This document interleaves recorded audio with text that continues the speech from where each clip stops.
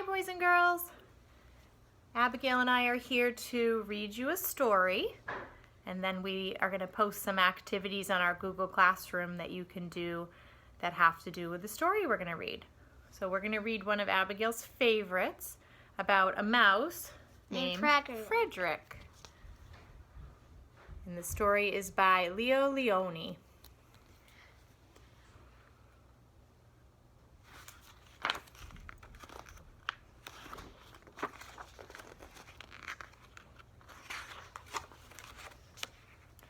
All along the meadow, where the cows grazed and the horses ran, there was an old stone wall.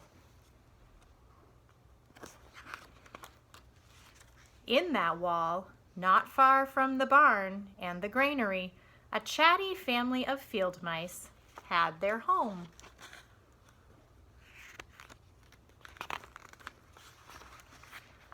But the farmers had moved away.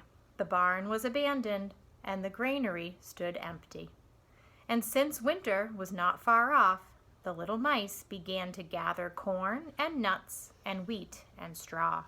They all worked day and night, all except Frederick. Frederick, why don't you work? They asked. I do work, said Frederick. I gather sun rays for the cold, dark winter days.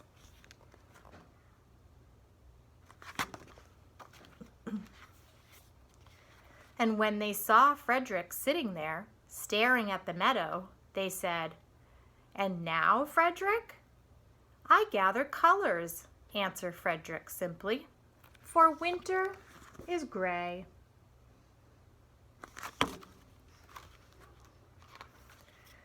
And once Frederick seemed half asleep. "Are you dreaming, Frederick?" they asked reproachfully. But Frederick said, "Oh no, I am gathering words, for the winter days are long and many, and we'll run out of things to say."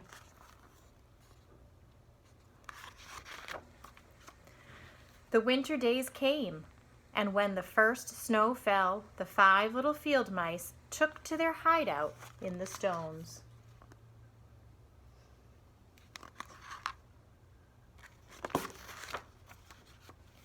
In the beginning, there was lots to eat, and the mice told stories of foolish foxes and silly cats. They were a happy family.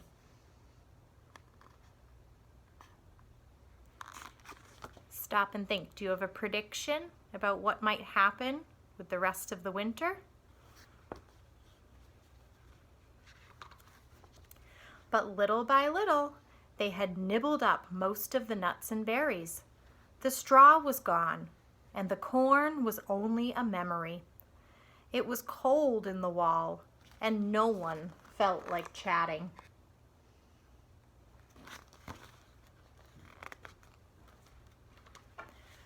Then they remembered what Frederick had said about sun rays and colors and words. "What about your supplies, Frederick?" they asked.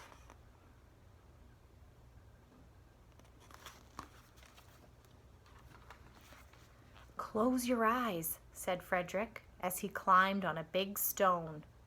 "Now I send you the rays of the sun. Do you feel how their golden glow?" As Frederick spoke of the sun, the 4 little mice began to feel warmer. Was it Frederick's voice? Was it magic?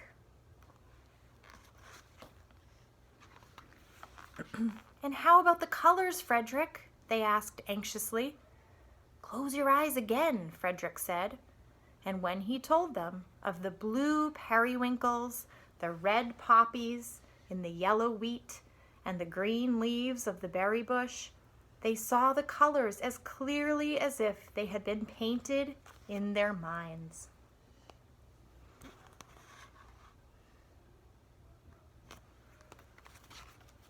I think they're using their imagination. "And the words, Frederick?" Frederick cleared his throat, waited a moment, And then, as if from a stage, he said, "Who scatters snowflakes? Who melts the ice? Who spoils the weather? Who makes it nice? Who grows the four-leaf clovers in June? Who dims the daylight? Who lights the moon? 4 little field mice who live in the sky. 4 little field mice like you and I. One is a spring mouse who turns on the showers. Then comes the summer, who paints in the flowers. The fall mouse is next with walnuts and wheat, and winter is last with little cold feet. Aren't we lucky the seasons are 4? Think of a year with 1 less or 1 more." When Frederick had finished, they all applauded. "But Frederick," they said, "you are a poet."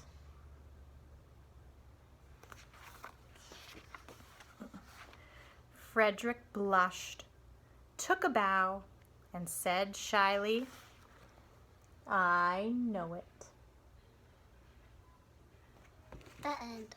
The end. All right, boys and girls, so check out our Google Classroom, and there's a few activities you can choose from that have to do with our story about Frederick the Mouse. I hope you enjoyed it. Have a good day. Bye. Bye-bye.